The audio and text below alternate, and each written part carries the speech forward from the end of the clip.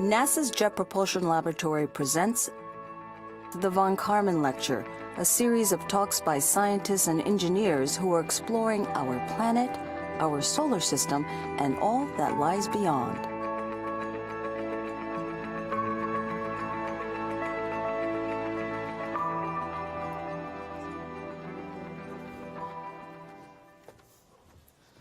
Good evening, ladies and gentlemen. How's everyone tonight? Good. Thank you very much for coming out. Between the Thursday night football, the baseball game, and the candidate dinner thing, we're really grateful you made it out tonight. So, the ability to rove the surface of Mars has revolutionized JPL missions. With more advanced mobility, new targets like cliff faces, cave ceilings, and the surfaces of asteroids and comets could potentially be explored. Tonight's talk will present the work of JPL's Robotic Rapid Prototyping Lab, which is currently working on grippers for NASA's Asteroid redirect mission. This mission plans to extract a 20-ton boulder from the surface of an asteroid, then actually alter its orbit using a method that could be used to prevent future asteroid impacts with Earth. Our guest will also talk about other inspired adhesives and designs currently being tested on Earth and in space. Tonight's guest is the group leader of the Extreme Environment Robotics Group at JPL and the head of the Robotic Rapid Prototyping Laboratory. He received 2 bachelor's degrees from MIT in mechanical engineering and creative writing, and an MS and PhD from Stanford University in mechanical engineering. At JPL, he currently works on the Asteroid redirect mission, leading a team that is developing the robotic grippers for the spacecraft. Additionally, he formulates and leads several technology development projects and also assists work in JPL's Office of the Chief Scientist and Chief Technologist.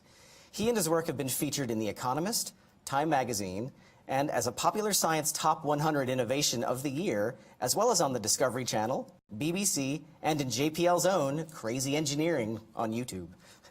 In 2015, he was awarded one of JPL's highest honors, the Lou Allen Award, which recognizes individual accomplishments or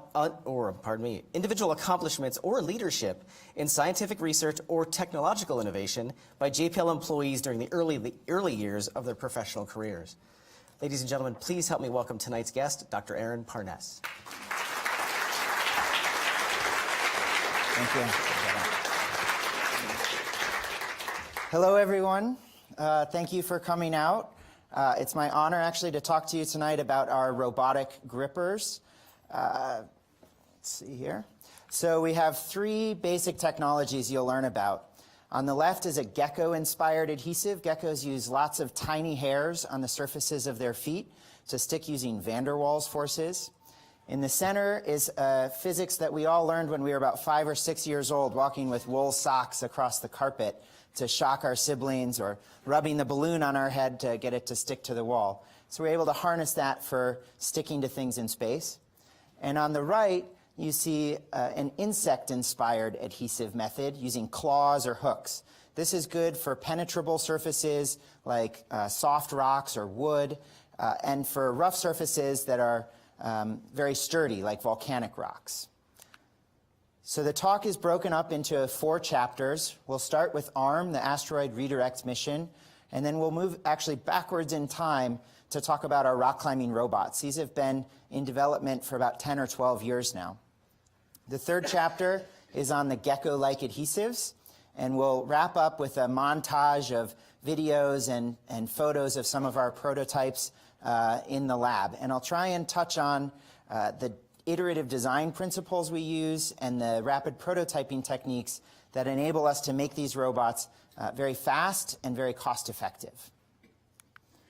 Okay, so ARM, the Asteroid redirect mission, it's a NASA mission. JPL is leading this mission, but there's a lot of partners. So Goddard Space Flight Center is developing the capture module with significant contributions from Langley, as well as some teams back here at JPL.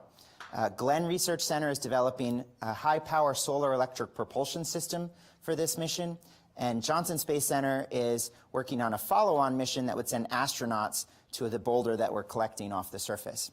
The spacecraft itself is going to be built by an industrial partner, and that's in competition right now. So there are 4 finalists competing to see who will build the bus. So an animation here shows the mission during the surface phase, which is a really critical phase of the mission. We're scanning the asteroid. It's a giant spacecraft. So from tip to tip, those solar arrays are about 40 meters, or over 120 feet, much larger than an NBA basketball court. We need all that power for that high-power solar electric propulsion system, which is really good for pushing heavy things like 20-ton boulders around in space. As we land, we're going to absorb that landing with the legs, try and cushion ourselves, and use our thrusters to make sure we don't bounce, as was what happened to the Philae lander on the comet about a year ago.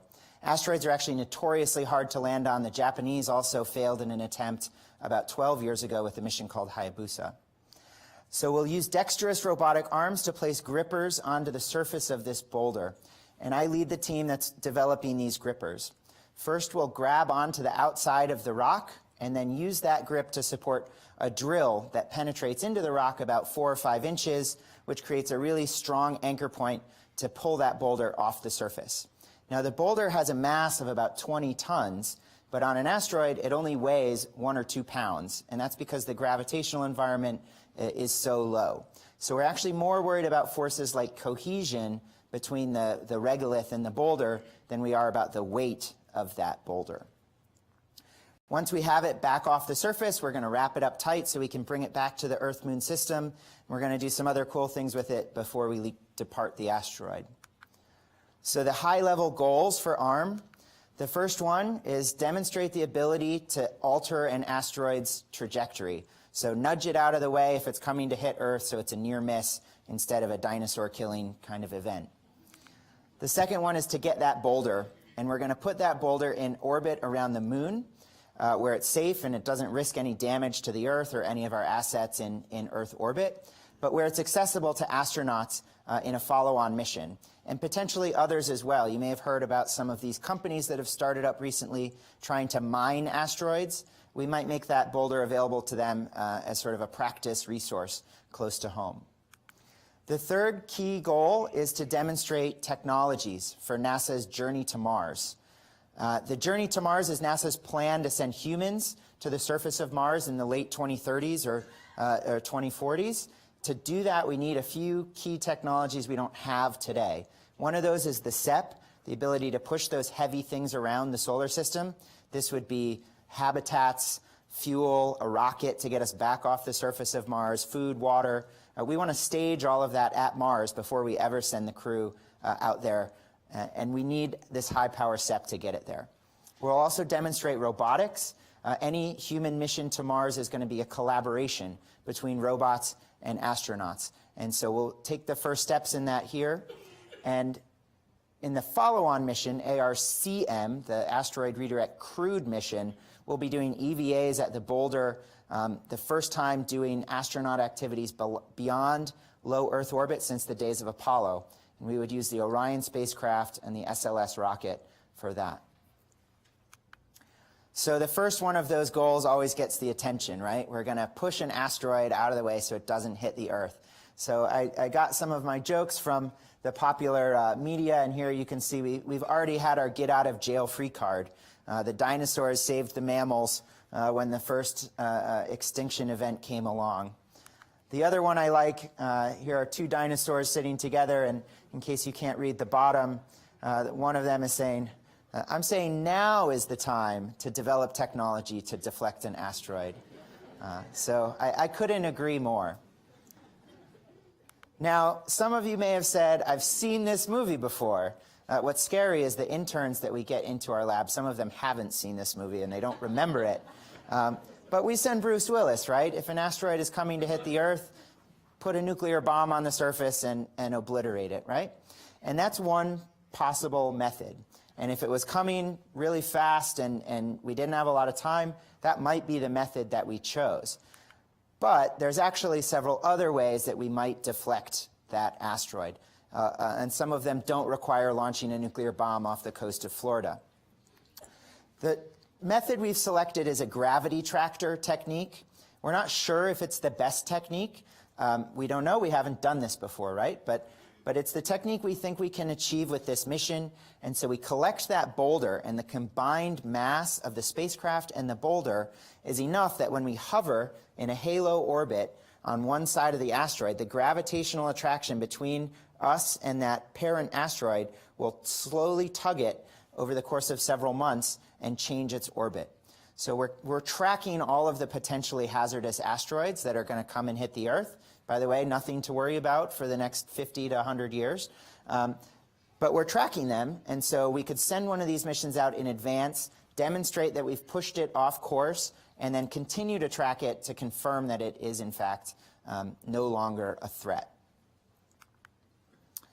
So to get that boulder to increase our mass, to make that gravity tractor extra effective, we're going to use these grippers. So 2 of these grippers that are about yay big are going to grab that big boulder you see in the back. And that's a mock-up that's at the Satellite Servicing Lab out at Goddard Space Flight Center. So how do you grab a rock? We use a technology called microspines. They're basically sharp hooks in flexible suspension structures. So you drag them along the surface, and they opportunistically catch hold of bumps, pits, ledges, ramps, holes. They only need really small roughness, so it's much smaller than what you might grip with your hand. In fact, in these prototypes, we're using fish hooks. So you can imagine dragging a sharp fish hook across a rock. It's going to catch pretty readily. A key feature of these microspines is that when they catch, they don't prevent their neighbors from also trying to search out a good place to catch. So they load share. Each microspine only holds 1 or 2 pounds of force, but you can use them by the thousands and only need 10% or so to support a really large load. So here's what one of those looks like as it drags across the surface. You can see the hook catches, and when it catches, you'll notice the yellow sort of rubber band-like feature in the back stretches out. That's when it's supporting that 1 or 2 pounds of force.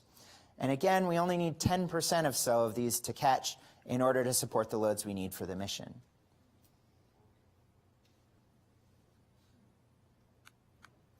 So in order to grab a rock, we need more than just that tip. Rocks are rough on a macro scale as well as a micro scale. And so we use a hierarchical compliance to try and conform to the rock's geometry at all of the different length scales. And since we're doing this in microgravity, we use oppositional microspines. So they're reacting against one another. They're all squeezing towards the center so that you don't need any gravity to load them up. And they can support forces that you might exert in any different direction. And of course, since we're going to an asteroid, we better make sure that they can withstand the extreme environment that we're going to find there. So this is vacuum, potentially very cold temperatures as well. So those rubber band-like features I showed you before, those are not going to work. So we've done a lot of development to make metallic versions of microspines that can withstand those cold temperatures. On the first point, the hierarchical compliance, most natural surfaces have fractal roughness, meaning they're rough at every length scale you look at. So as you continue to increase your magnification with the microscope, all you see is the same level of roughness. So to match that, we use a hierarchical system that can conform at all of those different length scales. So the microspines grip at the millimeter scale. We put those into cassettes that can conform to the rock at centimeter scale. And we use the robotic arms to place us in position at the 10 centimeter, 100 centimeter scale. So you can see that in action. Here, you've seen some of these microspines have caught. They've stretched out. They're sharing the load between any of them that have stretched out here. Let's see. You can see these have caught, and then these here have not caught. So this is more than 10%. We have a very good grip. You can see here some of that centimeter scale compliance. Some of these cassettes have gone to different angles to conform to the rock, and some of them have squeezed in closer to the gripper. Another demonstration, you can see both of those levels happening here and supporting some force. So this is about 25 pounds, 30 pounds on the left, and 20 pounds on the right with some of our early prototypes. Here's a video that's showing you how that works. We have 2 actuations, 2 mechanisms that are at play here. One that puts those cassettes up and down, and the other one that squeezes them in towards the center. So the idea is you come into the rock, you deploy your microspines, they all conform to whatever roughness they find, you squeeze together, and now you've got a good grip. You just reverse that process to let go. So it's a reusable gripper. Here's some of the work we've been doing to make these microspines space grade. You can see some of the early prototypes in the upper left when we were using those rubber band-like polyurethane flexures. We used some extension springs, the kind of thing you would find in like a ballpoint pen. And then we used these sort of curly Q flexures where we started using the aluminum itself as the spring material. If you look in the center, you can see we went to sort of zigzag-like flexures. And on the right, we've actually been gluing in very thin steel ribbons that are acting like a leaf spring to provide that compliance, mimicking what the rubber band does. In the lower left, we've been experimenting with different kinds of hooks. So we have a fish hook, which is a conical point. We've also been looking at razor blades, so more of a shovel tip, and some more exotic things even than that. These are now being carried on a linkage, and here you can see some of this iterative design I mentioned at the beginning. We've gone through about 4 different linkage topologies with multiple designs at each one of those iterations. And we're trying to make sure that the microspines all make contact with the rock, and that as we drag them along the surface, the angle doesn't change too much. And that's true whether we're on a flat rock or a round rock. So we've been playing around with the 4-bar linkage parameters to try and optimize that. But you can't just build the prototype, you have to test the prototype. And so here's a test stand for a single cassette. We're able to execute a motion where we bring those microspines into the rock, drag them along the surface, and there's a 6-axis force torque sensor behind the rock. So we're measuring all of the forces during that whole procedure. I think there's a video of this. Yeah, so here you go. This is a very soft rock. We're going to a carbonaceous chondrite, which is a type of asteroid that is usually considered to be softer than the stony asteroids, the S-types, or the metallic asteroids, the M-types. But we chose a C-type asteroid because it has the most water content and has the most carbon-rich molecules. So it's scientifically very interesting. In fact, some folks believe that asteroid and comet impacts actually seeded the primordial soup, put the building blocks of life onto the planet during the late bombardment period that helped spark life on our planet. So we want to investigate what are those carbon-bearing molecules that are on the surface of these C-type asteroids. Now, what you probably can't see very well in the lower right corner there is a plot of the forces. So during the drag force, that blue line goes up because we're having a lot of force along the surface. And then when we start to raise the center, which is out of frame, you see the red line go up, which is the adhesive force we're getting pulling away from that rock. So we can use this test stand to optimize both the microspine design and that linkage design. And it sure beats making 1,000 microspines every time you have a new design. But in order to estimate what that grip strength would be, we do a statistical method called a Monte Carlo simulation to try and predict what a grip strength would be out of a distribution of 20 or so tests. Of course, every once in a while, we do make a full gripper. So this was a 2.0 gripper. It was worked on in collaboration with Thomas Evans at West Virginia University, who provided the robot arm to do testing. So this gripper has about 650 microspines. It's got them in 2 different rings. And it turns out that was a bad design. So in the 3.0 gripper, we went back to just 1 ring. The reason it was bad is because the inner ring and the outer ring would be at different angles if you were on a flat rock versus a curved rock. And so the angles of those hooks essentially meant one ring was very effective and the other ring was not effective. So we just decided, let's just pick 1 ring. You can see the same kind of data coming in the upper left as we're starting to support loads. In this test, we get up to, that's about 100, 120 newtons before you see a slip, and then it reattaches and starts to grip again. A question we get all the time is what happens if there's dust on the surface? And since the hooks are very sharp, as long as that dust isn't too deep, they'll just dig right through it. And so here you can see a prototype that was built where we're able to pull out a rock that is completely covered in dust. And so on the asteroid surface, it may be a dusty environment, but we don't expect that dust layer to be so deep that we won't just cut right through it. So some of the prototype evolution, we started with rapid prototype, 3D printed parts, moving as fast as we could, designing in plastic. And then we move into the aluminum grippers, which are larger. That's the actual size we're going to fly on the mission. So we call this the 2.0 tool. We actually built 2 of those grippers at that size. So here's 2.1, has some slightly different electronics and different microspines, the hoop flexures down there, where we were testing out some new concepts. Currently, we're actually building the 3.0 tool. So this is coming together right now. You're seeing pictures hot off the presses. This is maybe a day or 2 ago we took this one. This is our drivetrain. It's basically like the gearbox or the transmission in your car. It's got a 2-state clutch, and it powers 6 different mechanisms in the tool. The 3.0 tool is actually much more complex than the 2.0, 2.1, any of the previous tools, because we've added a rotary percussive drill down the center. Here's an underside view of this drivetrain. And here's that drill.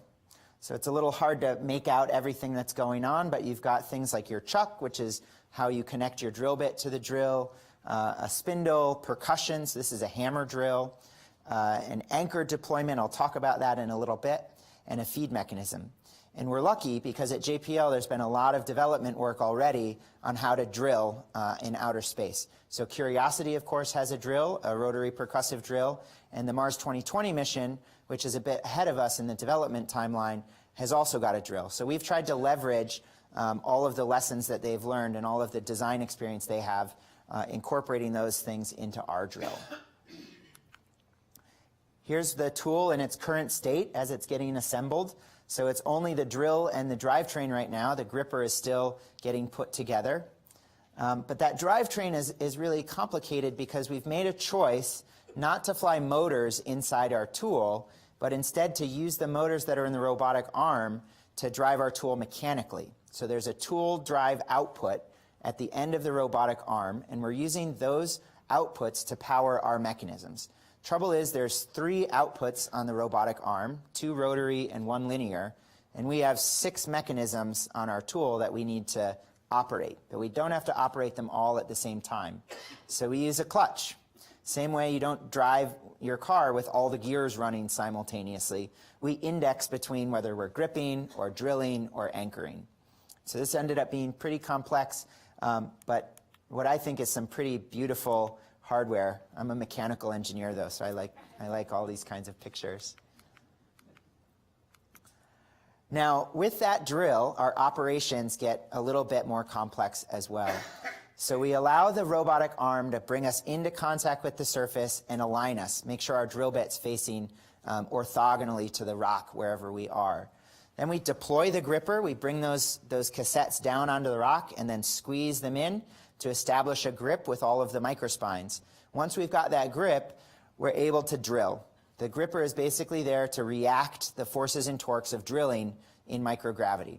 An analogy I like to use is if you're on an asteroid and you've got your drill that you use at home, if you push that drill bit into the surface, on an asteroid you're going to be pushing yourself into outer space.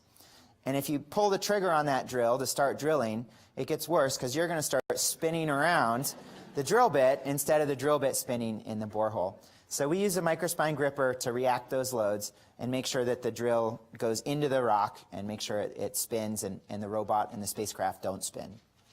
So once we've drilled to a certain depth, we do an anchoring process. We actually cut a groove in the bottom of the borehole that locks us in geometrically to the rock. So we do that by flanging out some little cutters, and I'll show you a picture of that in a second. But that creates a very strong anchor that we're now able to pull on with thousands of newtons of force to extract the boulder off the surface. So of course we have to prototype this.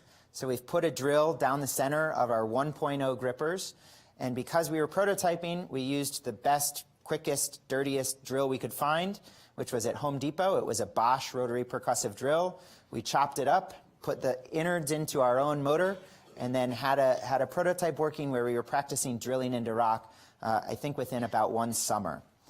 You can see on the right, it's actually anchored itself to the ceiling and is not only supporting the weight of that whole assembly, but is also drilling into the ceiling. So it's supporting the loads it takes to drill into the ceiling. Now, that's a harder than zero-G test going into the ceiling. Microgravity is actually true zero-G. So what we did was fly on the Vomit Comet and test this mechanism. Now, show of hands, who's heard of the Vomit Comet? All right, that's about 3/4. That's a good audience. You guys are well educated. For those that don't know, it's an airplane that NASA operates that flies a parabolic trajectory. So basically, the airplane throws you up into the air and then tracks you as you're in free fall, as you're experiencing zero-G as you would in space. And then you go into a nosedive, and at the last second, they pull out of that parabolic trajectory. They basically catch you, and you experience double gravity for the rest of the bottom part of the parabola. And then they go right into the next one and just throw you in the air again. So you get about 20 or 25 seconds of zero-G where you're floating around. It's very zen. People ask if it's like a roller coaster. It's not. It's very calm. But then when they catch you and you go into double gravity and you're glued down against the floor, that feels a little bit more like a roller coaster. And they give you very strong motion sickness medications so that you don't have the effect after which the plane is named. So what you see here is our prototype. It's on a Stewart platform. And that Stewart platform is on air bearings that have brakes. So basically, the whole drill and the rock float during the zero-G portion, but when we go into the 2G portion, those brakes seize up and lock everything in place. So it's a way for us to not have our hardware crash into the floor every one of those parabolas. And by the way, on a single flight, they do 40 of those back to back. So it takes about an hour, and it's exciting. I've done now 12 of these flights. So I have just over an hour of zero-G time. So if I keep up this pace, I'll never catch up to the astronauts, but it's always fun. Now, this is my favorite video for another reason. You see all the debris coming out. This is my favorite video I'm going to show all night, but it's sort of for nerdy reasons. You see all that debris coming out, and that's a barometer to tell what part of the spacecraft a person works on. So if you show this to robotics people, they're like, oh, this is awesome, that's so cool, and you know that they're used to interacting with the surface. If you show it to someone and they have very pale face and start to shake, you know that they work on camera systems or remote sensing, or they have delicate equipment that's back at the backside of the spacecraft. So on the actual asteroid mission, we'll have a shroud. We'll make sure we catch all of this debris so that it doesn't contaminate all the other activities we're going to be doing. Now, the final reason I think this is so cool is you can see that dust cloud kind of shift a couple of times during the video, right? And this is, I didn't know this until I saw this video and asked the question. I thought a computer was flying the airplane. Turns out it's actually the blue suiters, the pilots, who are manually steering, trying to keep you in that sweet spot of zero-G. And so every time you see that dust cloud change directions, they're making a small adjustment, trying to keep the plane in that perfect free fall. So it might be 0.01 G, minus 0.02 G, and they're actually very talented at keeping you in that perfect zone throughout the 20-25 seconds that you have to do your experiment. So a little bit more about the anchoring drill bit. That's a prototype on the right that we test in pre-drilled boreholes. So we drill with a commercial drill. We put this prototype in and then practice the anchoring procedure only. And you can see in the colorful diagrams there how those anchoring teeth flare out. And so this happens at the bottom of the borehole as you're still spinning the drill, but you're not pushing the drill in any further. And so what you're left with is a little groove. I hope you can see this one. A groove in the rock that you can pull on with a lot of force. So here you can see again where we've cut one of these open. You can see where that groove was cut and where those teeth were actually pulling. So we've been able to pull on some of these rocks up to a few thousand pounds. And we've tested on all different kinds of rocks. Because we've never been to the surface of an asteroid, we don't actually have a very good understanding of the strength of the boulders that we're going to find there. So we have meteorite data and we have bolide data, which is measurements when asteroids hit the atmosphere, at what point they break up. And from those two sources, we can make some guesses about how strong the rocks are on an asteroid, and specifically on a C-type asteroid. But the range is pretty big, like 2 orders of magnitude. So we have to design a very robust tool. Now, it's going to seem like I'm kind of cutting this portion of the talk short, and that's because it's a work in progress. So you've literally seen all the way up to where we are today. We're planning towards a launch in 2021. So if you keep following the news, you're going to see a lot more about the ARM mission, Asteroid Redirect Mission, and you'll see all of our good results from that 3.0 tool. But now we'll move into the second phase of the talk, second chapter. We'll look at some rock climbing robots that we've built. So on the right, that's Christine Fuller and I out at the Mojave Desert climbing in some lava tubes, a place called Pisgah Crater. Here's our rock climbing robot, and people ask, why would you want a rock climbing robot, except that it's super awesome. It turns out that there are a lot of places on Mars and other planets that we can't access with the 6-wheeled rocker bogie rovers that we have now. So we see stratified layers in the rock on outcrops on Mars, but we can't get to them. We've tried actually, but because the rovers can only drive on a 20, maybe 30-degree slope, we can't actually access those outcrops. And if anyone's been to the Grand Canyon, you see those different layers and they tell you, oh, you can look back in time by looking at the different layers, right? The oldest ones being at the bottom. So that's true on Mars as well. And wouldn't it be great to deploy instruments at all of those different epochs in Mars's geologic evolution and learn about the history of the planet? And it would be great, and we hope to do that, but we can't do it with the rovers that we have today. So the start of rock climbing robot actually predates me joining JPL. I was in graduate school at Stanford, and we were working on vertical climbing robots, actually for the military, to try and climb up the outsides of brick buildings. So this robot was made by Boston Dynamics. Many folks know them from making robots like Big Dog and Atlas, Wildcat. They're a very good company for making robots. This is a lesser-known robot called Rise, and I worked on building the feet for this robot with my lab at Stanford University. The professor there is Mark Kokoski. It used the first versions of microspines, which used gravity just to engage themselves. So this robot would only climb in a straight line, straight vertically. A couple of years later, I took a little bit of break from my PhD for 5 or 6 weeks and worked for the Discovery Channel on a show called Prototype This. And I'm guessing many of you didn't see it because it got canceled after the first season. But here we're showing paddles where Lynn, who's a professional rock climber, is scaling the outside of a parking garage in downtown Oakland. Each one of those panels has 1,500 microspines, which is why it took me 6 weeks to make them.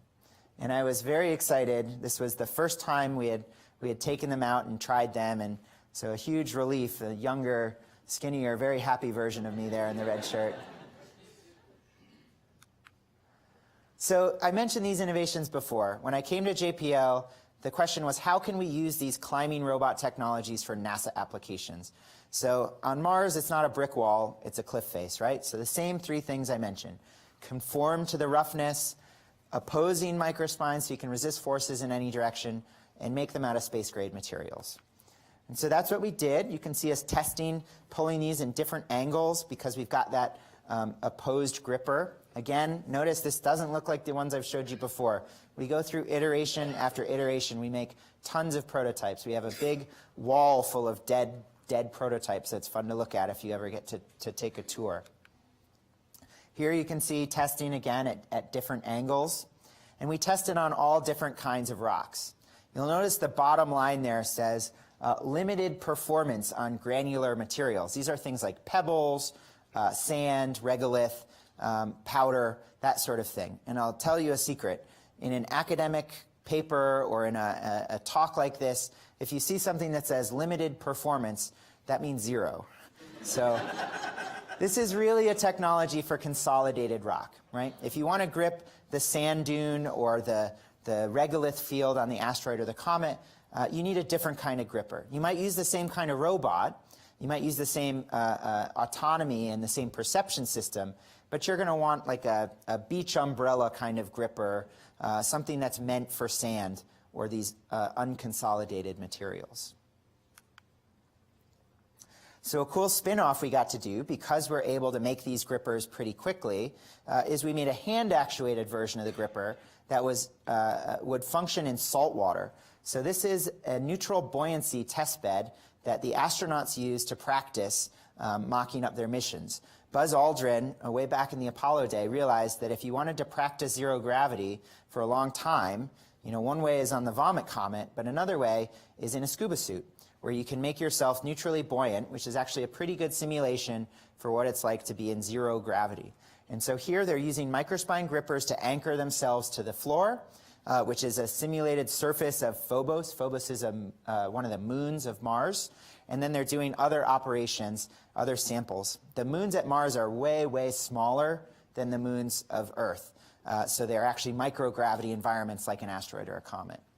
I think there's actually some debate about whether those moons are captured asteroids or if they're actually truly moons. Here's the rock climbing robot. This was a video we put together a couple years ago. So just like you see different iterations of the grippers, we have different versions of the robot. So this is Lemur 2B. So there's a Lemur 1, 2, 2A, 2B. We actually have a Lemur 3 now, which I'll show you in just a moment. I'm going to skip ahead a little bit if I can here. Let's see. That's the more exciting part. So this is sped up as well because when we did this project, Lemur 2B already existed. So we said, hey, can we just use this robot with our grippers? Again, try and prototype and demonstrate something as fast as we can. Brett Kennedy, who had designed and built this robot, said, sure, but I designed it to have a peg for a leg, which only weighs 100 grams. And I came along and put a 1 kilogram gripper on the end. So it's at the maximum amount of torque that the motors can put out in order to do these kinds of motions. So all of the videos are sped up quite a bit. But as you might know, going fast for JPL is not necessarily a priority. It's safety and reliability that are more important. So Curiosity on the surface of Mars at most goes about 100 meters in a day.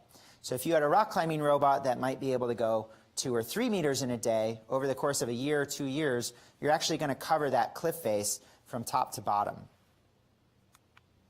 So here's Lemur 3. You can see it's got a lot more joints. With more joints, it's able to do more complex motions. So Lemur 2 only had 3 degrees of freedom per limb, which meant 3 motors that could turn in any given axis. Lemur 3 has 7 degrees of freedom per limb, which is similar to what you have in a human arm. So it can put its foot any place in space at any orientation, plus have 1 extra degree of freedom to enable it to move its body around or do other sorts of things. Now, this is not a test wall in our lab. One of my favorite parts of the job is that we get to go camping with the robots, and we go out and we do field tests. So this is at a pretty spectacular cave called El Malpais in New Mexico. Well, El Malpais is the national monument. The cave itself is called Big Skylight Cave. You can guess why. And so we climb down in here, and we have the robot practicing on the side of this lava tube. Lava tubes are really interesting because we see them on Mars. So you can see our field site that we practice on in New Mexico on the right, and you can see a picture that was taken from an orbiter at Mars on the left, and the similarities are really remarkable. What you'll notice as the difference is that our lava tubes on Earth are smaller. So 20 meters versus 50 meters. Turns out the size of the lava tube seems to correlate to the amount of gravity that exists on that planet or body. So on Earth, we see 20, 30 meter max. On Mars, we see 50, some even at 100 meters. On the Moon, we can see them up to 200 meters in diameter. So you can imagine that is a giant cave. Now, caves are really interesting because they're preservation environments. So if you get into a cave, the environment is relatively stable. It never gets too hot, never gets too cold. On Mars and the Moon, you're protected from radiation as well. So samples that may be susceptible to that radiation haven't volatilized and escaped. You may have things that are preserved. It's no accident that we find cave paintings from early man in caves. It wasn't that they didn't like painting out in the light. It was that all of the paintings on the cliff walls got washed away and weathered away over time. So the only ones we find now are in the caves. Here's another picture of caves on Mars. We actually have thousands of these skylights that we've observed. And you can see here several of them along a sinuous rill. It sure looks to me like that's a cave that's probably connected underground. And you can see from the scale bar, it's several miles in length. The other thing that's good about having a preservation environment is if you're a person, you're not getting cancer being blasted by that radiation on the surface. So it may be that we evolved from cave people, and we will return to being cave people when we visit Mars and the Moon to protect ourselves from that radiation when we sleep. Now, caves are amazing, but you might also want to visit those cliff faces, as I mentioned before, and there's plenty of them on Mars. The Grand Canyon equivalent on Mars, Valles Marineris, is actually much, much larger than our Grand Canyon. So you can imagine a pretty epic mission having a robot climb from top to bottom or bottom to top.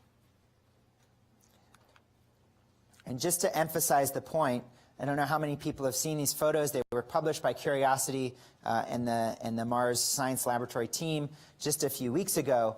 But these are at Murray Buttes in Gale Crater, and they really show some spectacular cliff faces, and I would love to have that be our next test site.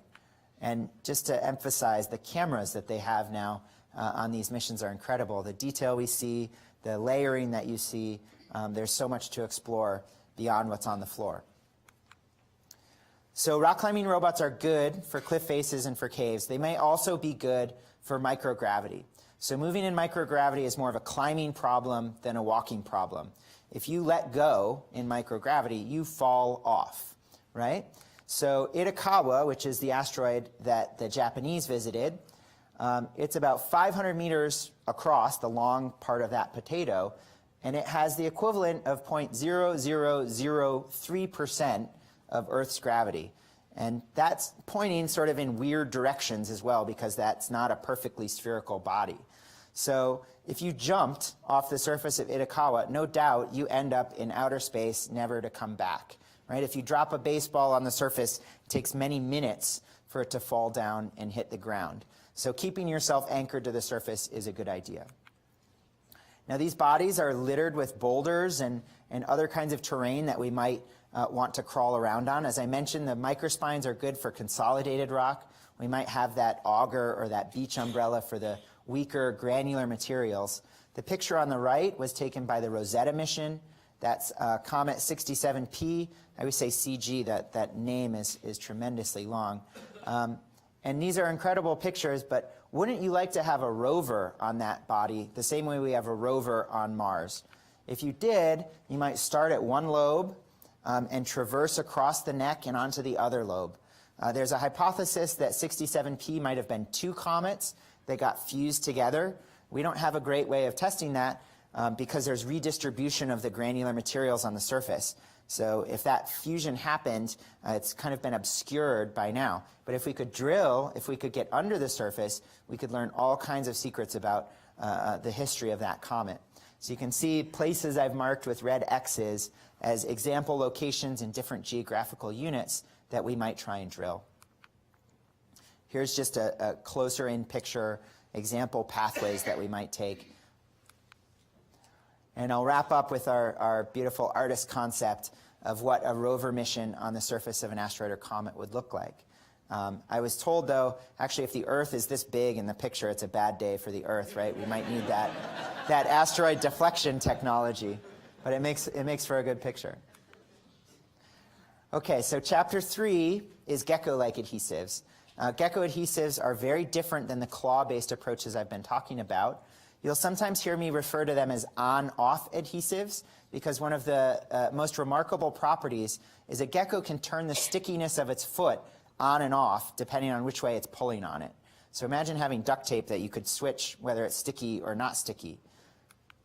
So geckos, amazing, nature's best climber by far. That adhesive is reusable. We've actually tested it with some colleagues, 30,000 cycles, and the gecko adhesive didn't wear out. You can imagine if you're a gecko and your foot stops sticking after 10 steps, you're quickly a dead gecko, which is bad. That on-off behavior, and the physics behind this is van der Waals forces.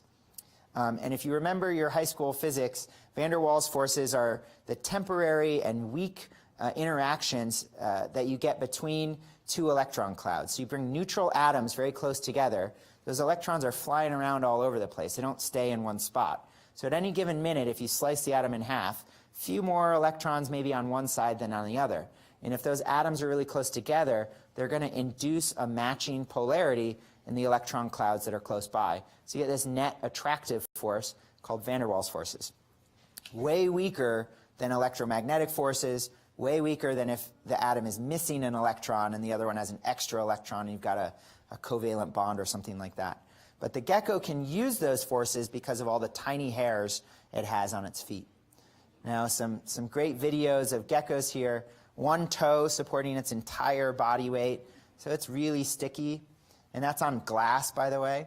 And if you look on the video on the right, you can see some really rich biology going on with the curving spine and the trot gait, and it's curling its toes. Geckos could go from the floor to the ceiling in here in about 2 seconds. They take 10 steps per second.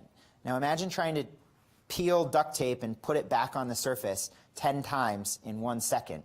You can't, because you can't turn the stickiness of duct tape off. But because the gecko, when it pulls down on the adhesive, is sticky, and when it releases that weight is unsticky, it can fly up the wall. So to really appreciate the gecko, you have to have a microscope. So geckos have this hierarchical structure of tiny hairs. The only ones you can see with your eye are up here in the upper left. They're called lamellae, and they're flaps. They look like flaps. They're on the sort of millimeter scale. Growing on each of those flaps is a forest of hairs, tiny hairs called setae that are about 5 microns in diameter, maybe 100 microns in length. For reference, a human hair is about 100 microns in diameter. So these hairs are 20 times smaller than the hair on your head. They grow at an angle as well, which is important. At the ends of those hairs, though, down here, you see it kind of tufts like a head of broccoli. And that's because you have branches. Each one of those hairs tufts into dozens, if not hundreds, of branches that are at the single micron scale, really, really small.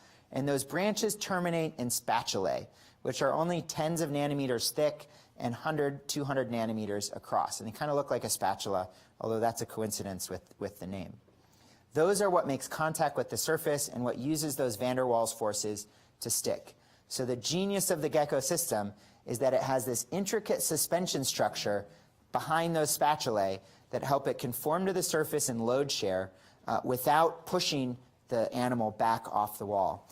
I can jam my hand into a surface and generate some van der Waals forces, but because the deflection of the tissue in my hand is greater in terms of a spring-back force than the adhesion I get from the van der Waals forces, I can't climb up the wall, unfortunately. That would be great. But a gecko can do it. Now, manufacturing something that intricate is still probably 50 years out. We just don't have the technology to make something like the gecko is able to grow. We can make things at the nanoscale, like nanotubes. We can make things at the millimeter scale, but making them together and non-coplanar and branching, it's just too much. So as an engineer, I don't want to wait 50 years for the technology to come around. So we do biomimetics. We're not trying to copy the gecko. We're trying to learn the lessons and apply them in our robots. So one of the lessons is this directionality. You can see this hair has an angle. These hairs are about 20 microns across the base, so they're about 5 times smaller than the hair on your head. And they're made out of a silicone rubber. So gecko hairs are actually made out of beta-keratin, which is like a fingernail or lizard skin. It's rough. We cheat by using a rubbery-like material, not a sticky material, but something a little softer that lets us get a little bit more adhesion, just because we can't match that geometry. You can see that same property if you pull the gecko hairs along the surface. They bend over, you get a high real area of contact, lots of van der Waals forces, and they stick. If you push them in the opposite direction or you don't load them at all, it's only the very tips of these hairs. It's only this point right here that makes contact with the surface, and you don't have any van der Waals forces. It doesn't stick. We add a tip to these features. We've been collaborating with Elliot Hawks and my old advisor, Mark Kukowski at Stanford. We've really never stopped working together since I was a young master's student to add this mushroom-shaped tip, and that gives you about twice the adhesion because you have a thin film effect at the edges. So the way we make these, I'll try and do it very quickly. going to speak MEMS technology here for a minute, so if you don't understand, don't worry. We use a quartz wafer, and then we hard mask that in metal so that we can do an exposure through that wafer. Quartz is transparent to UV light, so we can have UV light come through this wafer from the backside and expose where we haven't blocked it off. We then align and do a vertical exposure and then develop, and what you end up with is a mold. So we have a negative version of that shape that we can cast into over and over again. So we use that silicone rubber, which starts kind of like 5-minute epoxy. It's 2 parts of liquid. You mix it together, you pour it in, and voila, it solidifies, and you can peel it out. You do that over and over again. To understand the behavior, we test that at all different angles. So we pull on that gecko material with shear or with no shear, and the key point here is this goes through the origin, which means if you don't pull across the surface, it doesn't stick. And if you release that force across the surface, it comes off. You can see with the more force along the surface you have, the more stickiness you have. This axis is your stickiness, and this axis is your pulling along the surface. And that maxes out at some point, and then you kind of asymptote. So I'll get back to a more interesting thing. Here's the first robots that we were testing with this gecko-like adhesive. We called it StickyBot. In fact, this is StickyBot 2. So I was learning iterative design even when I was in school. You can see it's very gecko-like in more ways than just the feet. Sang-bae Kim was the main guy who designed the robot. I really worked on the feet for this robot. He's now a professor at MIT. You may have seen his cheetah robots if you've seen any of the YouTube videos. I like to joke, people in Thailand come down and they see a gecko running up their kitchen cupboard. In our lab at Stanford, we would come down and we would see a robot gecko running up the cupboard. This gecko used gravity to engage that on-off behavior. So again, it only climbed in a vertical straight line against gravity. We have to do a trick if we're going to get it to work in zero gravity in space. And it's the same trick a gecko does, actually. You can see here, if a gecko's sideways on a wall, it orients its feet so that gravity is pointing in the preferred direction to make their feet sticky. And if they flip upside down to go head first down the wall, they actually rotate their feet, again, so that they're in the preferred direction, so gravity turns the stickiness on. The first person to observe this, or at least the first person to write it down, was actually Aristotle in one of his books. So a kind of cool side note is I got to cite Aristotle in my PhD thesis, which I thought was great. Now, so we use that trick to our advantage in the same way we do with the microspines. Put 2 gecko pads in opposition, squeeze together, and you're going to get an adhesive anchor that can support loads in any direction. You can do it with 2 pads. You can do it with a lot of pads. Of course, since it's supposed to work in 0G, we got to take it on the airplane, test it out. So here's me grappling a free-floating cube during one of those 0G moments. So this is a video, again, collaborating with Stanford to demonstrate some of the properties of these grippers. One of the key things is you don't have to push it into the surface. You just have to pull along the surface. So unlike duct tape, again, where you have to sort of make sure it's pressed down firmly to get it to stick well, with a gecko-like adhesive, you just touch it to the surface and it sticks. And similarly, you can release it with 0 force. It doesn't fall or push that plate away when he lets go. We've done testing here at JPL in a thermal vacuum chamber, so it does work in the environment you find in space, minus 60 Celsius, full vacuum. We've done over 30,000 cycles with our synthetic gecko adhesive. And here we're demonstrating one of the use cases where we might try and grapple a piece of orbital debris, a piece of space garbage, and try and tow it out of the way, make sure it doesn't hit astronauts like that movie Gravity, make sure that we can protect our assets. Now, we wanted to test a 100-kilogram cube, which is basically a refrigerator, and we asked NASA, can we fly a refrigerator inside the airplane? And they said, heck no. And so we were bummed for a couple of days until one of our students, Jonathan there, said, I'm about 100 kilograms. And so we put a vest on him, and he became the high inertia target. And that's one of our other interns at the time who now works here, grappling him. Another facility we have at JPL to test in a 0G-like environment is the Robodome, or the Formation Control Test Bed. It's like a giant air hockey table, but these robots are pumping the air out the bottom instead of the air coming through the table. The robots weigh about 800 pounds each, but you can push them with your pinky. And in this demonstration, we used thrusters on the gold robot to chase down the blue one, grapple it with the gecko adhesive, and tow it back to a set position. So this is a mission that you might see in space if you're grappling a satellite that's gone out of its preferred orbit and putting it back in place, maybe doing repair, refueling on that satellite. Of course, I'm a roboticist, and so I want to see robots crawling around on everything. Here's an artist concept of a robot inspecting the outside of the space station. And if we send humans to Mars, that journey to Mars, you may find robots to maintain that space station, make sure it's functioning, do light repairs. So we've done some work on this as well. In this case, we're using a counterweight to reduce the gravity and allow us to climb around in zero G. Now, I knew you guys were going to be a smart audience, and so I sped up the video that was already sped up. So any of those numbers you see, multiply by 3. So you can see it gripping and releasing, and you can see this is Lemur 3, just with different feet. We use Lemur 3 for rock climbing with the microspines. We use Lemur 3 for ISS inspection kinds of challenges with gecko grippers. Now, earlier this year, my first piece of hardware got sent to space. This was in May. I did not take this picture, but I was very close to this spot, and my picture looks nothing like this. But here's a resupply mission going to the ISS. It was a night launch. It was awesome to see it go. And we put a few gecko grippers in the hands of the astronauts. So here's Jeff Williams. He's attached a gecko gripper to the bulkhead, and then he's going to take out a force gauge and tug on it and measure the force. We also had them leave those grippers in place for a few weeks just to demonstrate that it doesn't wear out, doesn't need any power to stay attached. And my favorite part right here, this is the first time he does it, he thinks it's going to pull off, and then he realizes, oh, I got to brace myself because that's a sticky gripper. There are opportunities to use this technology here on Earth. We've partnered with a startup company called Perception Robotics that's here in LA that wants to put gecko grippers onto the factory floor to do pick-and-place operations, those kinds of things. And they sent me this picture one day, which I was not expecting, where they were at a small business event, and President Obama and Chancellor Merkel stopped by, and I actually built that gripper that we had given to the company to do testing and demonstrations with.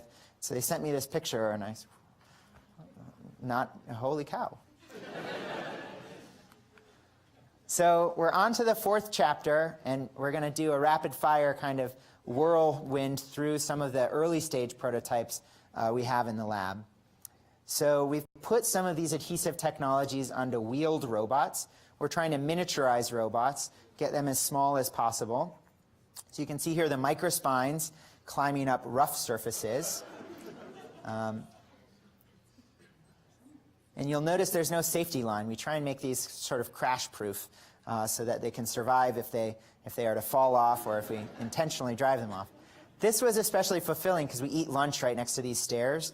So we'd look at it every day and say, one day we're going to have the robot climb up those stairs. You see Kalen Carpenter there controlling the robot. He did most of the work here to make that a reality. So it was another fun day when we were out at the tallest brick building we could find. It's about 6 stories. The robot made it all the way to the top, and then we realized that the latch to the roof was locked, and we couldn't get up there. So we brought out a fishing net and tried to catch it when we made it fall off, and we missed.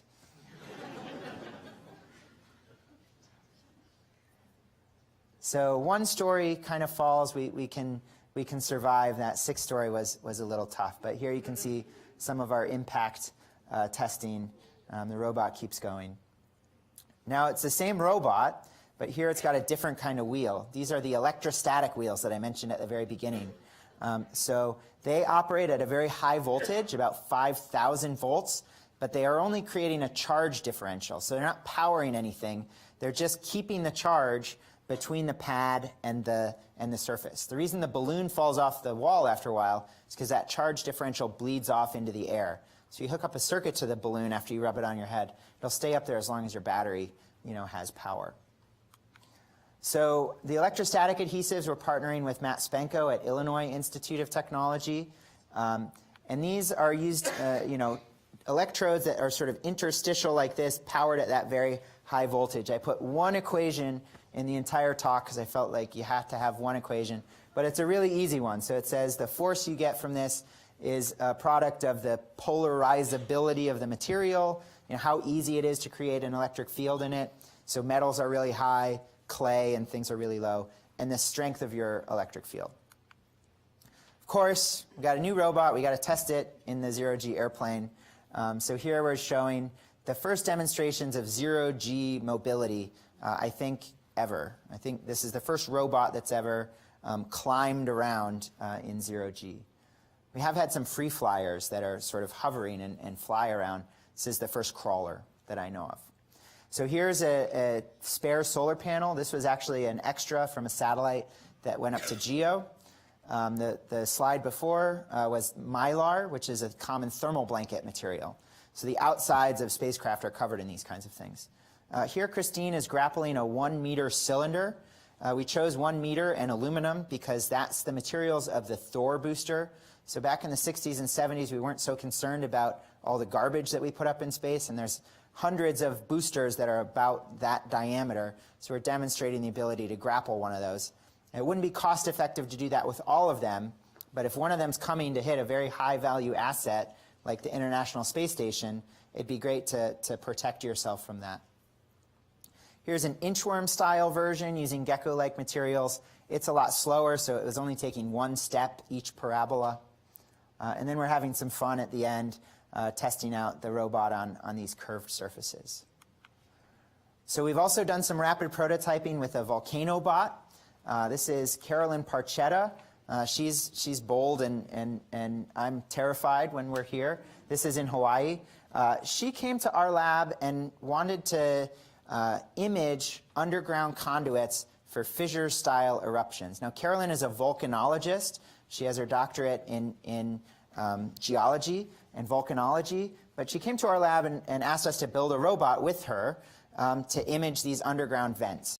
She had taken LiDAR and imaged them from the surface, but because the vents have some sinuosity to them, she's only able to get about 2 or 3 meters deep. LiDAR only works line of sight.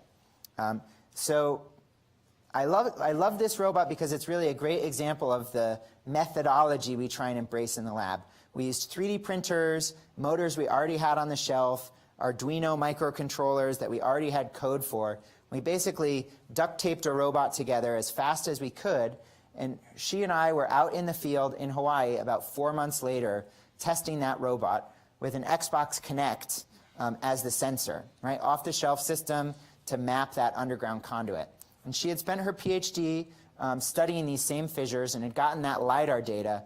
And even though the robot on that first trip only worked about 20% of the time, we spent most of our days in the hotel room trying to fix it, we were able to get some data that was first of its kind. Where we're imaging the fissure, we went all the way down to 40 meters, and we ran out of tether. So from 3 meters to now 40 meters. And we iterated on that, and we went back this past spring, and the 3rd or 4th version of the robot basically worked from dusk until dawn for 2 straight weeks. And we have a map now of the entire conduit system of one of these fissure eruptions.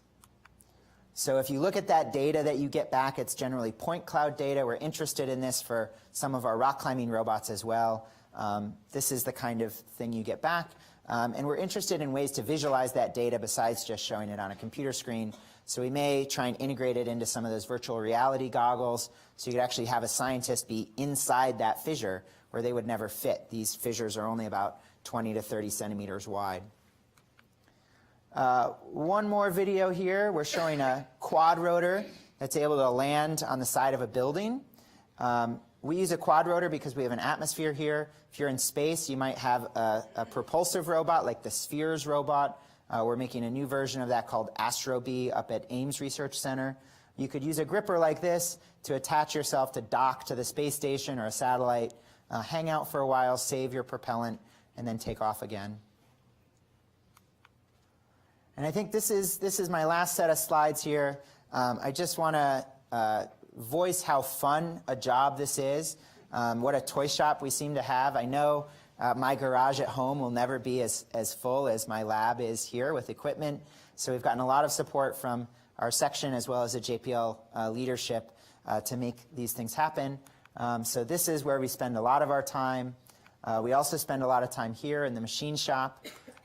Every once in a while, we go to the very high-tech facilities here at JPL to test in a space-like environment.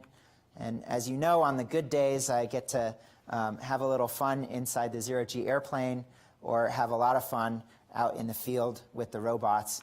And of course, part of NASA's mission is outreach. And so it's always great fun to do talks like this and get to share our work with the public. So that's it. I think a few people in here have worked on some of what I've shown. So I'd ask those people to also sort of stand up and receive a round of applause along with me. And I'll be happy to take some questions as well. Thank you very much.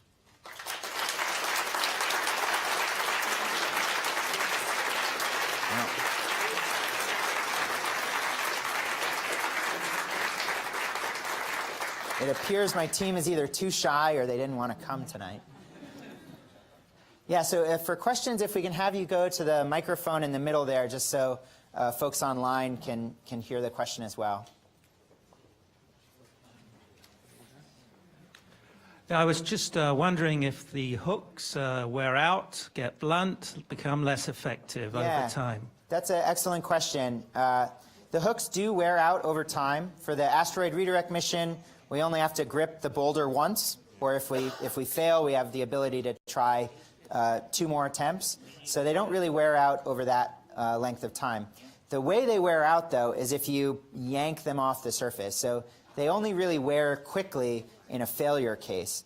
If you're just gripping and then releasing during the normal operation, they wear very slowly. And we've done thousands of cycles of that kind of grip. But when we try and test the max force that they hold, they do dull over the course of 10, 20 cycles. Yeah. Question. Did you think about the possibility of a sooty or gritty or even oily contaminants on the surface of some of the aluminum objects that the gecko adhesive was designed to remove? Yeah, that's a good question as well. So the surface matters a lot for the gecko adhesives. So the smoother, the better. Because we don't have all of that intricate hierarchy that the animal has, we can only grip pretty smooth surfaces. And then the dirtiness of that surface, or if it's oily or wet, will also degrade the performance. You don't see that problem as much with geckos because they're able to use a stiffer material, and so they're more resilient to dust and debris and things like that. Good news is in space, the surfaces are generally much cleaner than they are in our lab, which is a mess. Yeah. A number of the robots that climbed up a vertical surface had a tail, and I wonder if there's a function to that. Yeah, you guys have great questions. The tail is very important. If all you have is the 2 wheels in the front, the robot's going to spin around. So the tail reacts the moment that keeps you from falling back. And tails are actually really important in biology as well for balance. But there's I didn't show the video, but geckos, we've worked with some folks that do some interesting things like put slippery surfaces and then make the geckos try and climb across them. So these are great videos. You watch the gecko climbing up the wall, and then all of a sudden it's like it's stepped on a banana and it starts slipping.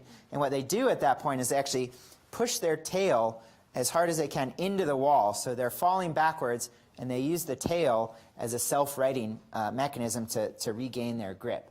So yeah, tails are really critical. And what you see on ours are passive tails. They're just a pole that reacts that moment. I think in the future we'd like to make those tails active, the same way an animal's tail is active and able to do those kinds of fault responses and things like that. Yeah, other questions? Great talk, thank you. Yeah. So I was wondering, what about the timelines for these projects or the groups of people, like how many work on these, especially in the earlier versions of rapid prototypes? Yeah, so the projects will range in duration from a few months, where you're just trying to show the first version of the prototype, and to a few years, where you really have some higher level objectives. The asteroid redirect mission, we started about 1.5 years ago formally, and that's currently targeting a launch in 2021. So that's a very long timeline. We have to deliver our hardware in a year and a half before the actual launch. But that gives you a sense of the timelines. When you're at a lower level of development, those prototypes can happen very quickly, a couple of weeks, and you can build them maybe 1 or 2 people. As you get up to a more complex robot, the rock climbing robots, it's a team of about 5. The asteroid grippers, right now we're a team of about 7, but that's going to grow to a peak of about 12 or 13 of us, I think. Yeah. Yeah. Can you talk a little bit about cable tensed structures that are pulled through tubes as opposed to stepper motor actuated rigid arms? Yeah, sure. So we do use cables to actuate parts of our grippers and other parts of the robots. Cables are nice because they only act in one direction. So you can pull on them and have tension, but when, for instance, those fingers flop down on the surface, if one flops down early, the cable just goes slack, as opposed to a bar which would get jammed. Now the downside is that you got to do cable management and routing all those cables, making sure they're the right length. I've learned all my Boy Scout knots late in life dealing with those kinds of systems. So it's always an engineering trade between what you're trying to have the system do and what your engineering parameters are. Another thing, maybe you were asking about this, is cables can be used to change the stiffness of a structure sometimes. Those are called tensegrity robots. Actually, your human body is a tensegrity structure. The tendons and muscles are in tension, keeping your stiffness different than if you were just standing on your bones alone. So some folks are working in robotics where they're using cables and tensioning those cables to try and give the robot a different level of stiffness. In our lab, we haven't really worked on that yet. There's some ideas floating around, but we're not going down that path right now. And on an extension for the cable concept, how are they actuated? Is it solenoids or is it cams? And if it is solenoids, how would that function in magnetically active environments like the Van Allen belts? So none of what you saw today was a solenoid. In a prototyping, a lot of times we use servo motors or just brushed DC motors. A lot of times as well, we're trying to do under actuation. So when those carriages lift up, it's one motor that's powering all 16 of those, right? We're just pulling on a plate that has all of those cables attached to it. In flight, a lot of times we use brushless DC motors because the brushes can create debris and don't work quite as well in vacuum. So we use those as well. Sometimes it's sort of each job requires maybe a different consideration. Yeah. Thanks. It's too tall for me. Okay. Hi. This is very exciting, so thank you for this talk. I was wondering what the current use rate of 3D printing is for you guys, and is there a plan or a roadmap to increase that to a certain percentage, whether it be for efficiency or just ease of building maybe what doesn't exist? Yeah. So I would say, well, we have, let's see, we've gone through probably 12 or 15 different 3D printers in the last 5 years or so. We bring in some of the low-cost hobby kind of grade ones that we use for quick, dirty prototypes, and we turn our students loose on those. We also have some high-end printers that we call them the Ferrari because the price tag is kind of equivalent. But across the board, those printers run every day for us. So at times during the summer, which is our busiest season, we have queues of people waiting to print parts. So in a prototyping phase, they're in use constantly. And we've tried to open up that lab space to the broader JPL community as well. So we have people from all different sections, all different departments coming by to print parts because they have a need for them. So the adoption rate has been really quick. I think it's going to continue to grow. One area that we haven't really moved into yet, but I think is coming, is metal 3D printing. So we have filament style printers, we have liquid UV resin kinds of printers, and I think the metal printers are coming next. We've outsourced some parts. We use local shops and vendors all the time as well. So we've had some titanium printed parts that we've used, but I think JPL is going to get on board and get some of our own machines there soon as well. People are actually looking into flying 3D printed parts as part of the spacecraft. So it makes a lot of sense, and I think it's going to happen. Thank you.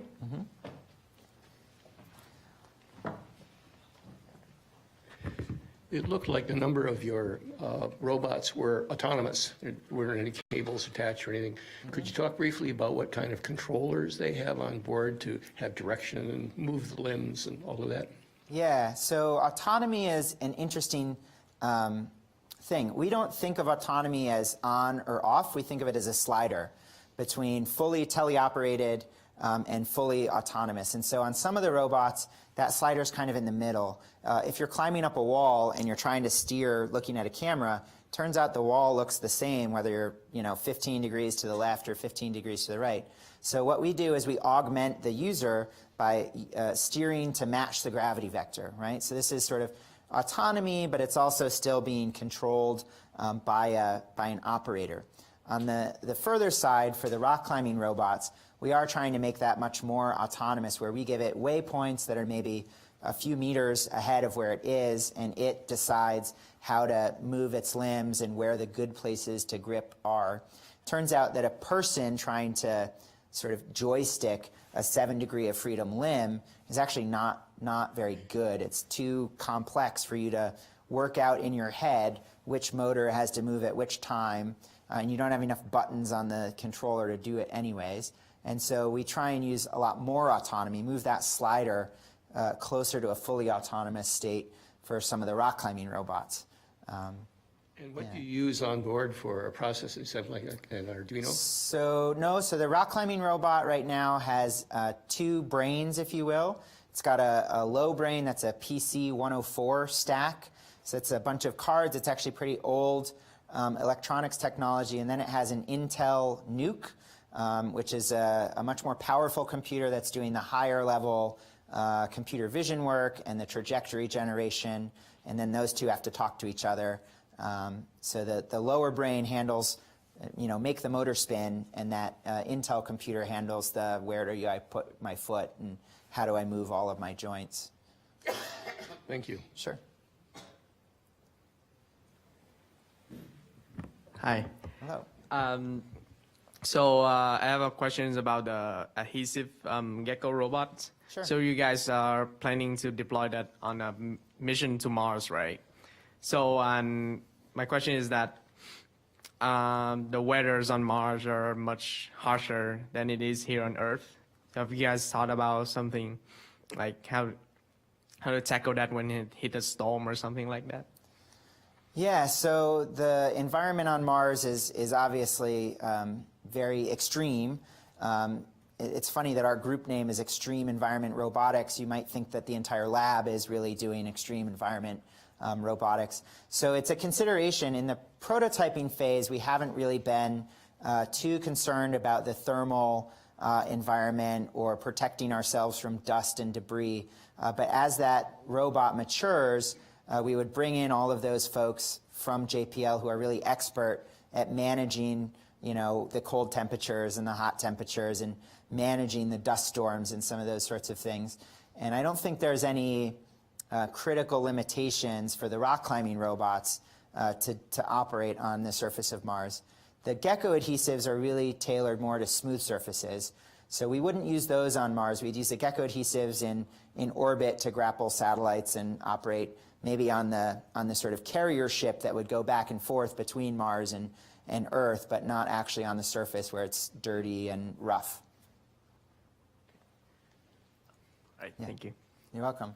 I think we have a couple questions from online maybe, and these have been screened, so these are the best ones, I think. The question here is, what are the major challenges in moving the grippers from field tests to spaceflight tests? That's a great question. Some of the challenges are technical, like figuring out how to make it robust across all of the different rock types. So it's easy when you're developing something in the lab to kind of design it to work on whatever you have in the lab. You take it out into the field and you realize, oh, this rock is actually a little different. We're going to have to go back and fix some things. So some of the technical challenges are in making it robust, making sure it doesn't break over time. But some of the other challenges to moving from the lab to spaceflight are actually programmatic. You need to be in the right place at the right time. So if you're developing a technology that's really tuned for Venus and the next mission is going to Mars, you've got a mismatch there. And so there's always a little bit of awareness and strategy that NASA and JPL is trying to stay on top of to make sure we're developing the right technologies for the next missions. So some of the challenges can be of that more personal or non-technical variety. I guess the other one, which is a big driver, is testing. The costs of doing environmental testing and really validating your technology can be very high. So to do that on an R&D budget can be a real challenge. And sometimes there's a mismatch between what a mission is willing to pay for and what the technology program is willing to pay for, where you have to try and prove that you're ready for the mission, but in order to do that testing, you need the dollars that are associated with the mission. So sometimes it's trying to scrap together a story that really proves that it's going to work in that environment. So the second question here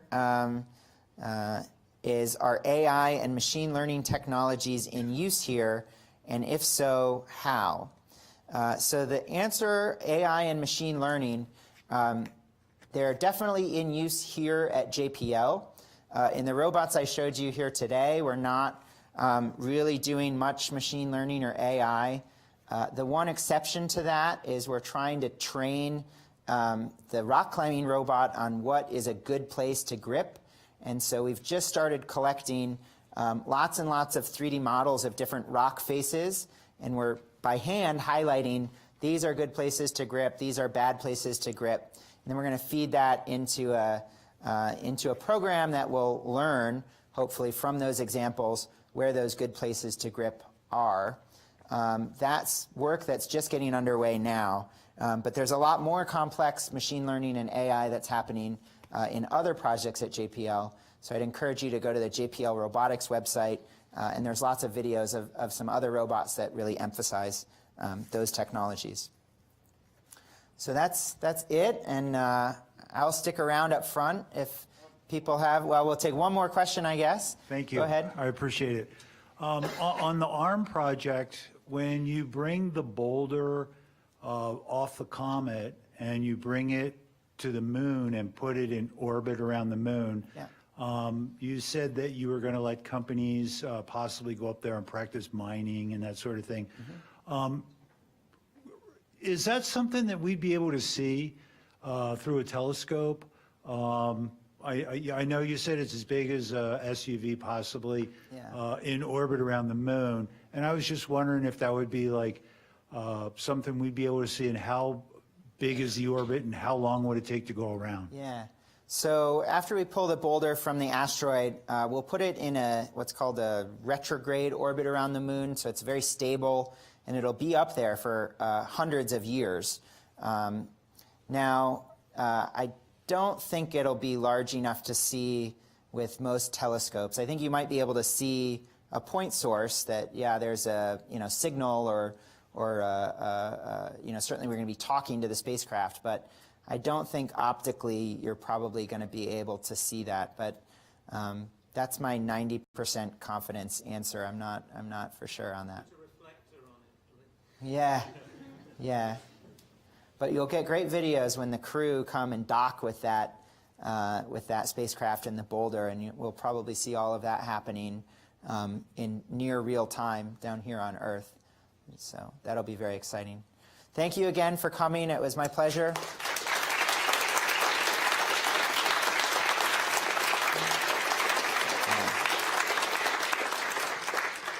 Have a good evening.